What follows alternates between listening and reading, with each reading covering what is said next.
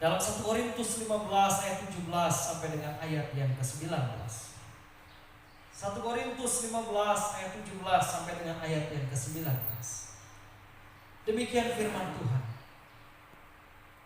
Dan jika Kristus tidak dibangkitkan, maka sia-sialah kepercayaan kamu, dan kamu masih hidup dalam dosa.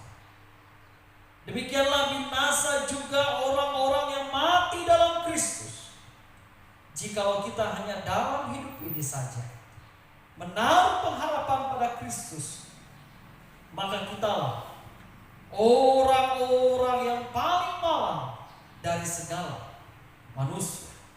Ibu bapak yang terkasih di dalam Tuhan Yesus Kristus, jemaat yang diberkati Tuhan, hari ini saya akan berkhotbah dengan judul pengharapan pada Yesus Kristus. Alkitab menjelaskan bahwa pengharapan manusia harus kepada Yesus Kristus. Mengapa kita harus memiliki pengharapan kepada Yesus Kristus? Karena Alkitab menjelaskan Yesus Kristus mati dan dia dibangkitkan, dan pada akhirnya dia naik ke surga menyiapkan tempat bagi kita semua.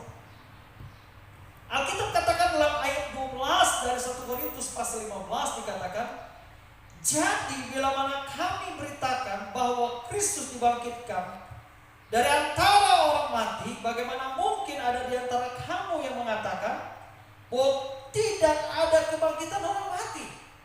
Ayat 17. Kalau tidak ada kebangkitan orang mati, maka Kristus juga tidak dibangkitkan. Artinya bahwa Paulus mengingatkan kepada jemaat di Korintus, kepercayaan kamu kepada Yesus Kristus adalah kepercayaan di mana ketika kamu percaya kepada Yesus yang telah mati dan bangkit dari antara orang mati, artinya bahwa Yesus Kristus telah menang atas kuasa maut.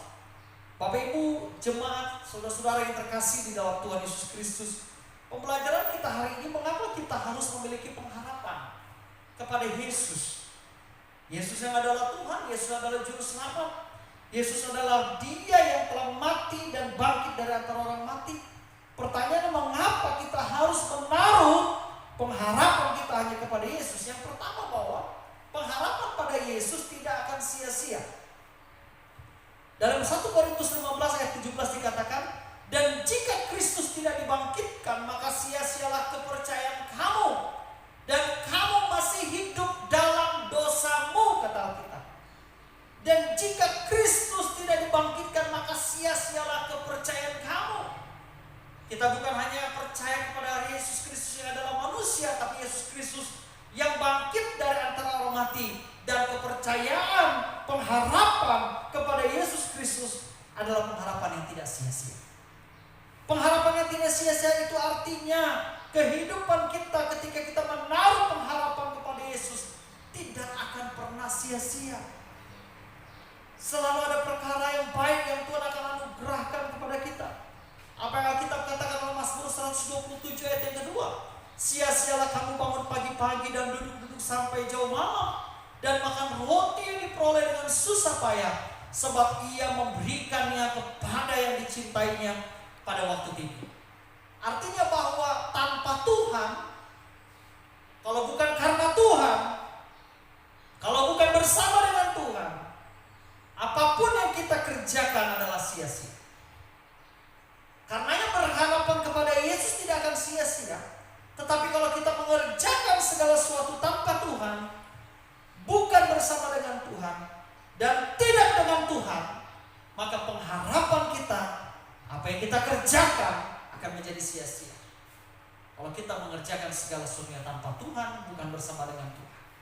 Karena kita katakan, sia-sialah kamu bangun pagi-pagi dan duduk sampai jauh malam, dan makan roti diperoleh dengan susah payah, sebab ia memberikannya kepada yang dicintainya pada waktu tidur. Tuhan mencintai umatnya, sehingga pekerjaan yang dilakukan umatnya adalah pekerjaan yang tidak sia-sia. Kalau umatnya selalu memiliki pengharapan kepada Yesus. Yesaya 55 ayat yang ke-11 dikatakan, demikianlah firman-Ku yang keluar dari mulutku, yang tidak akan kembali kepadaku dengan sia-sia, tetapi ia akan melaksanakan apa yang Ku kehendaki, dan akan berhasil dalam apa yang Kusuruhkan kepadanya. Alkitab katakan tadi dalam Mazmur 127 berbicara tentang apa yang kita kerjakan, apa yang kita usahakan, itu tidak akan sia-sia kalau kita melibatkan Tuhan. Yesaya 55 ayat 11 ini mengingatkan kepada kita bahwa firman Tuhan yang kita dengar dan kita pelajari dan kita nikmati dalam hidup ini, itu tidak akan kembali dengan sia-sia, tapi akan mengerjakan sesuatu yang terbaik. Jadi walaupun Bapak Ibu mendengarkan firman Tuhan dengan cara yang berbeda hari ini, harus ada di rumah, tetapi firman yang disampaikan lewat media ini tidak akan pernah sia-sia, tetapi akan mengerjakan perkara yang baik kepada Bapak Ibu, menguatkan, meneguhkan kita semua dalam kita menjalani hidup ini. Ibadah kita boleh dibatasi, cara kita menyembah Tuhan boleh diatur, berbeda dari biasanya, tetapi kita firman Tuhan disampaikan. Ketika kita merenungkan firman Tuhan, ketika kita melakukan firman Tuhan itu tidak akan pernah sia-sia, tapi akan mengerjakan perkara yang baik di dalam kehidupan kita hari lepas hari. Ibu bapak yang terkasih dalam Tuhan, Yeremia 23:16 bilang, beginilah firman Tuhan semesta alam. Janganlah mendengarkan perkataan para nabi yang bernubuat kepada kamu. Mereka hanya memberi pengharapan yang sia-sia kepadamu dan hanya mengungkapkan penglihatan rekaan hatinya sendiri, bukan apa yang datang dari mulut Tuhan. Jadi hari-hari ini banyak orang berkata, bernubuat hal-hal yang salah, hal-hal yang keliru, menyampaikan hal-hal yang keliru. Dan itu bukan dari perkataan Tuhan, bukan dari mulut Tuhan. Suara-suara orang yang tidak berkenan, yang katanya mengatasnamakan Tuhan, tetapi semuanya adalah sia-sia. Tetapi firman Tuhan ini yang kita baca dan kita dengarkan akan mengerjakan perkara yang terbaik dan tidak akan sia-sia. Karena dari itu, dari 3 ayat ini kita pelajari bahwa pengharapan kepada Yesus sungguh tidak akan sia-sia. Bersyukurlah kita jadi orang Kristen yang sampai pada detik ini memiliki pengharapan hanya kepada Yesus. Karena pengharapan kepada Yesus tidak akan pernah sia-sia. Yang kedua, mengapa kita harus menaruh pengharapan pada Yesus? Karena Kristus telah mengalahkan maut dalam 1 Korintus 15 ayat 54-57. Dan sesudah yang dapat binasa ini mengenakan yang tidak dapat binasa, dan yang dapat mati ini mengenakan apa yang tidak dapat mati, maka akan genaplah firman Tuhan yang tertulis, maut telah ditelan dalam kemenangan. Hai maut, di manakah kemenanganmu? Hai maut, di manakah sengatmu? Sengat maut ialah dosa, dan kuasa dosa ialah hukum Taurat. Tetapi syukur kepada Allah yang telah memberikan kepada kita kemenangan oleh Yesus Kristus Tuhan kita. Artinya bahwa Yesus Kristus, mengapa kita harus memiliki pengharapan hanya kepada Yesus Kristus? Karena Kristus telah mengalahkan maut. Kristus yang telah mengalahkan maut itu adalah Kristus yang telah menang atas maut. Jadi kita tidak memiliki pengharapan yang sia-sia, karena kita punya Yesus yang telah menang atas maut. Saat ini apakah maut yang sedang menghadang kita dan maut yang sedang di sekitar kita? Apakah maut yang sedang ada di depan kita dan apakah maut yang sedang mengintai kita hari ini? Bapak Ibu yang terkasih dalam Tuhan, mungkin kita takut panik dengan keadaan penyakit ini, dengan situasi yang ada. Itulah maut yang sedang ada di sekitar kita. Tapi ketika kita punya pengharapan kepada Yesus, Dia Tuhan yang telah menang atas maut, dan Dia telah Tuhan yang telah membuktikan menang atas kuasa maut, dan Dia juga Tuhan yang akan membebaskan dan melepaskan kita daripada maut. Maut itu bukan hanya berbicara sesuatu yang menakutkan, tetapi maut itu berbicara sesuatu yang mengkhawatirkan banyak orang hari ini. Dan orang mengalami kegelisahan, orang mengalami ketakutan yang luar biasa. Tetapi Alkitab bilang, hai maut, di manakah sengatmu? Hai maut, di manakah sengatmu? Sengat maut telah dikalahkan lewat kematian Kristus di atas kayu salib. Dosa kita, pelanggaran kita, yang harusnya kita mendapatkan hukuman karena dosa kita, tetapi maut itu telah dikalahkan oleh kematian Kristus di atas kayu salib. Bersyukur kita memiliki pengharapan pada Kristus, karena Kristus telah menang atas maut.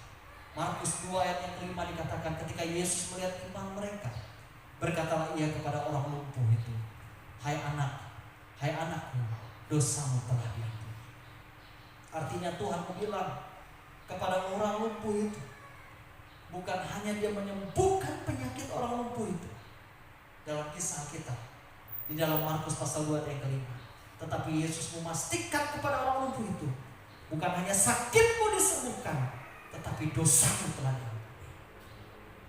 Tetapi perlu Bapak Ibu ingat, apa yang Bapak Ibu mungkin alami akibat pandemi COVID-19 ini, itu jangan serta Bapak Ibu menghukum diri sendiri.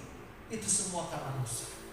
Tapi Tuhan izinkan itu terjadi kepada Bapak Ibu, supaya Bapak Ibu dapat tetap kuat dan bertahan menghadapi hidup ini, dan akhirnya dapat menang melewati maut itu. Jangan kita memvonis diri kita bahwa yang terjadi dalam kehidupan kita yang kita alami itu semua karena dosa.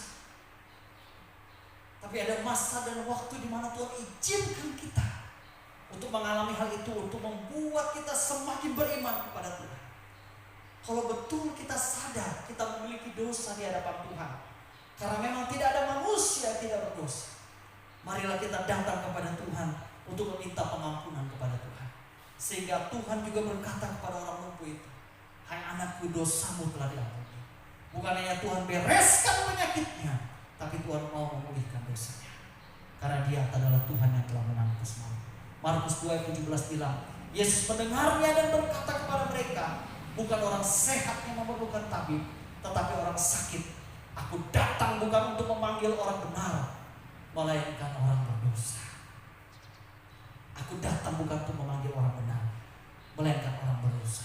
Siapakah kita di sini yang paling benar dan merasa hidup paling suci dan paling benar? Tidak ada lagi. Tetapi biarlah kita ini yang berdosa dibenarkan oleh Allah yang telah menang atas dosa, yang telah menanggung segala dosa-dosa kita. Sehingga kita berkata bahwa Yesus mendengarnya dan berkata kepada mereka, bukan orang sehat yang memerlukan tabib, tetapi orang sakit. Aku datang bukan untuk memanggil orang benar, melainkan orang berdosa. Kita tidak pernah rugi memiliki pengharapan kepada Tuhan, karena Dia Tuhan. Ketika kita berpengharapan pada Tuhan, pengharapan kepada Dia tidak akan pernah sia-sia. Pengharapan kepada Tuhan tidak akan pernah sia-sia, karena Dia Tuhan yang telah menang atas kuasa maut. Biarlah kebenaran firman Tuhan ini memberkati kita semua, Bapak Ibu yang ada di gereja ini, yang ada di rumah, yang beribadah di tempat masing-masing. Milikilah pengharapan kepada Tuhan di tengah situasi pandemi seperti ini. Jangan memiliki pengharapan kepada manusia, sebab itu akan sia-sia dan akan mengecewakan. Marilah kita bersatu di dalam doa. Ya Tuhan,